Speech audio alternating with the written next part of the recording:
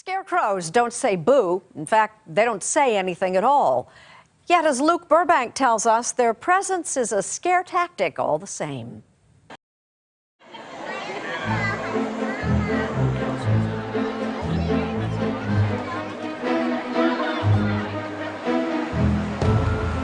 It's a warm autumn day here in Bucks County, Pennsylvania. And Halloween is in the air. Welcome to the 37th annual Peddler's Village Scarecrow Festival, where you can take in the view or take part in a years-old tradition. My mother and father started this. Donna Jamison's family started the festival back in the 1970s. It's a great thing to come out on a beautiful fall day and do something with your family, and then you can take it home and display it. And that's exactly what Mike and Mary Parachette of Philadelphia have been doing for more than 20 years, sometimes with mixed results. It takes my next door neighbor a couple days to get used to it. He used to work late at night. He pulled in the one time and he thought somebody was sitting on my front porch, and here was the Scarecrow. Oh, what? There goes some of me again. And what could be more nostalgic than scarecrows? Remember The Wizard of Oz? My, it's good to be free. It's always been one of my favorite movies, along with my daughter. So, I don't know, just scarecrows they're a good thing. A good thing that actually goes back to the very beginnings of farming. Not long after people learned how to grow crops, they started losing them to birds. They've tried catching the winged menace or even using kids to scare them away. But mainly, they've put up these lone figures standing guard, which is what most of us think of when we hear the word scarecrow. But these days, traditional scarecrows, like this guy, they're just for decoration. Modern farmers scare away birds using a little more bang. We use bird cannons, reflective tape, we use distress calls.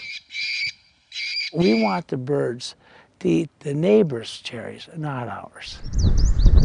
Kyle Matheson owns Stamilt Farms in Wenatchee, Washington.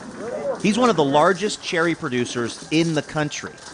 These are all bird damage. And you can see the birds taking a couple bites out of it. And it's just a constant, battle. Step up, step up. It's a battle he wages with some unexpected weapons, like this falcon. We came in and there was a group of finches in here. Who you may or may not know is the natural predator of the finches and robins that are looking to feast on Matheson's cherries. And he caught it in the air and took it down. But it turns out sometimes even the falcons have a hard time saying no. And he is eating a cherry now, which is to some degree defeating the purpose, right? Yeah, well, I don't know why he's doing that. Birds devour at least $30 million in cherries every year, and that's just in Washington state alone, which helps explain why farmers will try anything to save their crops. And we mean anything. Like these weird, floppy, inflatable figures, the kind you might see at a used car lot. We do move Mr. Pino around to different spots in the vineyard, and that also helps the birds not become used to the damn things. Ted Marks owns Atwater Vineyards in the Finger Lakes region of New York. He got the idea for Mr. Pino, and yes, that's his name, from researchers at Cornell University. And he says of all the things he's tried to scare off birds, Mr. Pino works the best. It's number one, there's no question about it, because it's ever-changing. It just keeps the birds away. For farmers, their very way of life depends on defeating these winged thieves. But what about the birds? They got to eat too, right? Do you ever feel a little bad for the birds?